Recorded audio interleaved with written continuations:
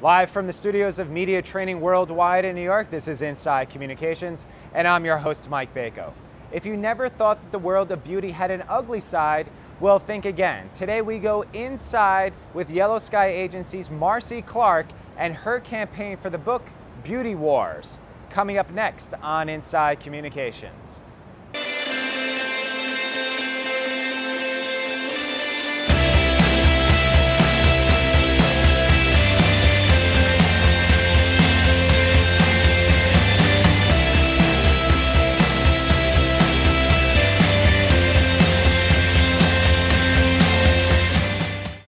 Marcy, thanks for joining us. Thanks for having me. Okay, so this book, this author, Laura Condon, already had a reputation in the beauty industry as the lash doctor. She had a great reputation, but you didn't want to just focus on that specific aspect of her career with this book. What was your thought process behind that?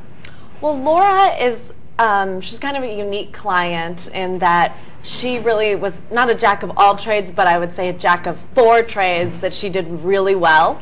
And so she's a makeup artist. She does makeup for one of the reporters for Good Morning America. She is known as the lash doctor, which is, you know, she's a lash extension expert. That's a big part of her business and kind of a sexy part of the campaign. And she's an esthetician. She's a master of facials, waxing, everything, you name it.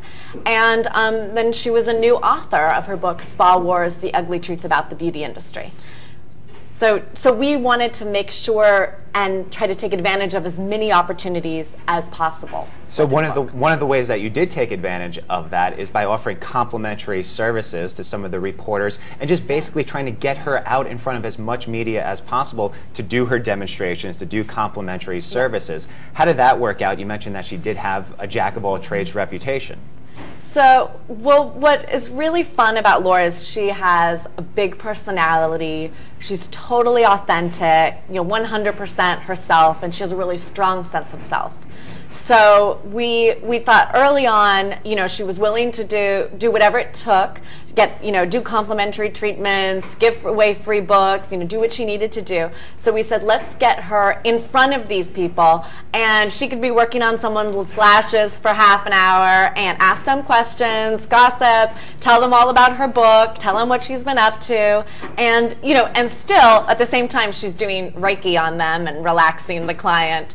And so she really has this very dynamic personality. So that's why I said, let's do a series of events to get her in front of people. So how important is that when you are dealing with a client to gauge their personality? Some people might not have that outsized personality like Laura had. How do you deal with that when someone isn't as outsized as her, and then how do you deal with it from her standpoint? Yeah, I really try to assess early on someone's comfort level with being in front of people. So it's not always about my opinion of if they're likable and what they feel. It's really about them. They have it in their head how comfortable they are in front of people.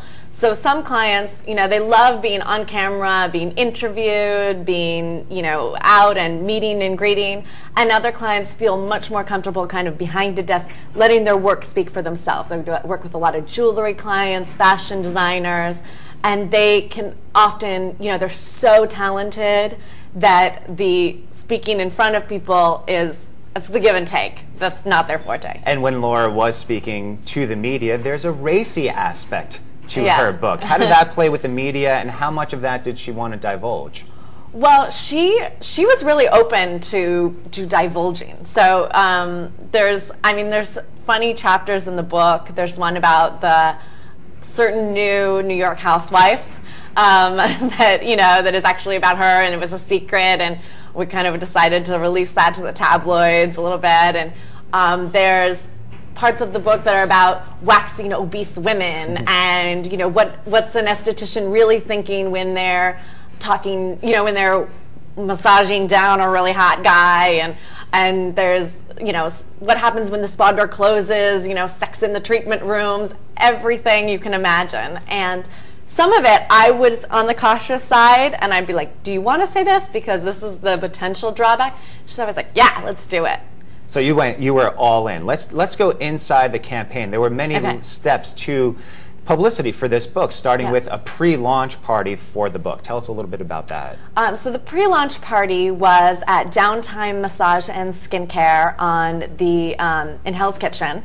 And they had, I worked with them in previous events for my social club, the Women's Mafia. So what we decided to do was to have Laura be able, to meet as many people as possible. So she was doing her signature lash doctor treatments on about 8 people, mostly press and some kind of regular members of the Women's Mafia.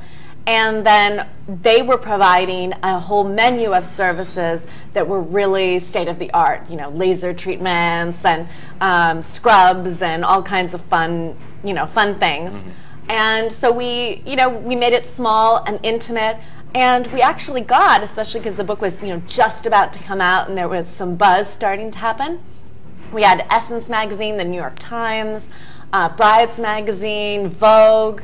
So a lot of editors came out, they got the press kit, they met Laura, either she worked on them or somebody else worked on them, and they got to know her, and we started a relationship with Flo Anthony, who has a radio show, On the Go with Flo, and 30 markets, and we ended up, later that really paid off for us. And how important is getting that one-on-one FaceTime with the reporter, as opposed to just sending out a press release, which sometimes, if you're a reporter working on a beat, you may get a dozen press releases in a given day, if not more. How important is it to build up that relationship of meeting someone face-to-face, even if it's only for 5 minutes, but having that procedure done, meeting them, and then furthering that relationship? I think that it's the difference between a press happening and not happening. So I think it's the difference between a placement and no placement, because if sometimes you can get in there with just a press release, but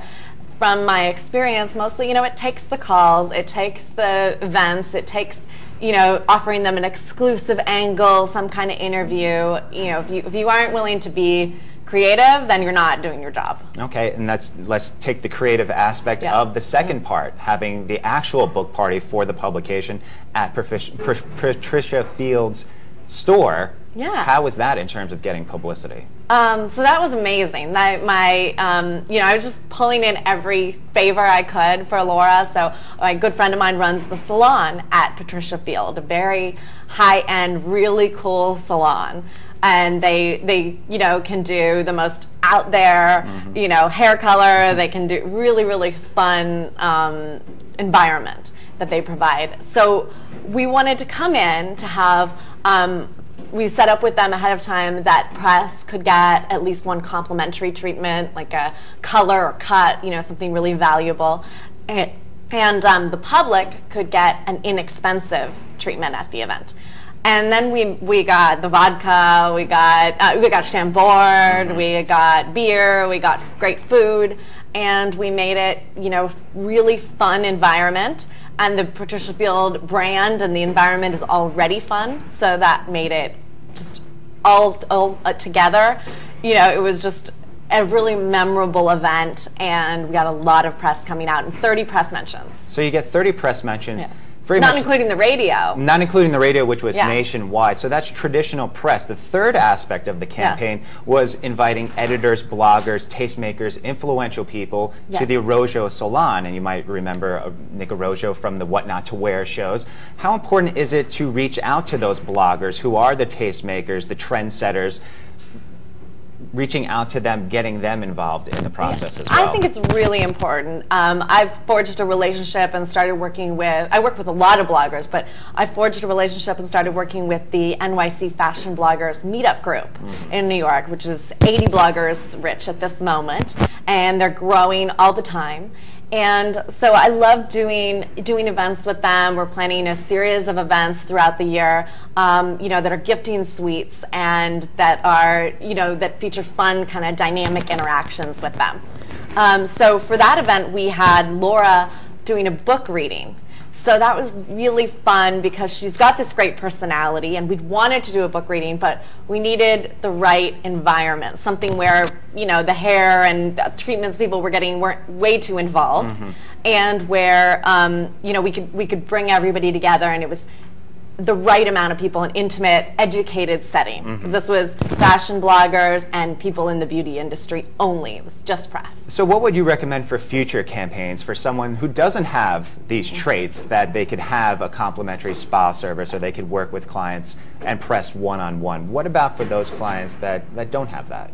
Well, I think every client has something that makes them unique, and every client has something that, some way that they can engage and show their art in front of the press. So for a fashion designer, it might be making a custom garment for a press, having some kind of contest around that.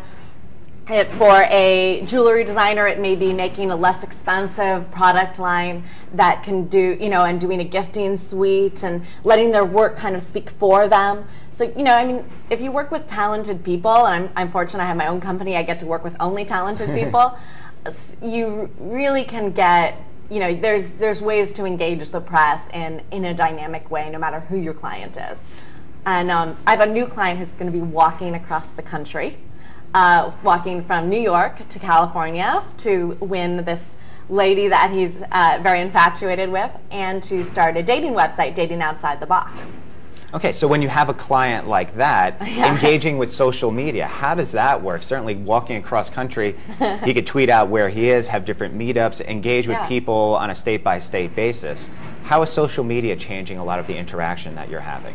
Well, for that campaign, for sure, he's going to be tweeting on Facebook, every night. He's going to open up his laptop, and he's going to be, using his sat nav. He's a big social network himself, so he's going to be tweeting the whole time. And then back here in New York at base camp, we're going to be managing everything from, the walking outside the box, the website that just tracks him and gives people the opportunity to donate each day, pay for a meal for him, pay for a night in a hotel, offer. And along the way, people can come, they can walk with Scott, they can meet Scott, they can feed Scott, they can have Scott stay at their house, ladies can come tempt Scott. So I don't think his girlfriend would like that too much. Well, they're not official yet, so he's wooing her. Okay. Yeah.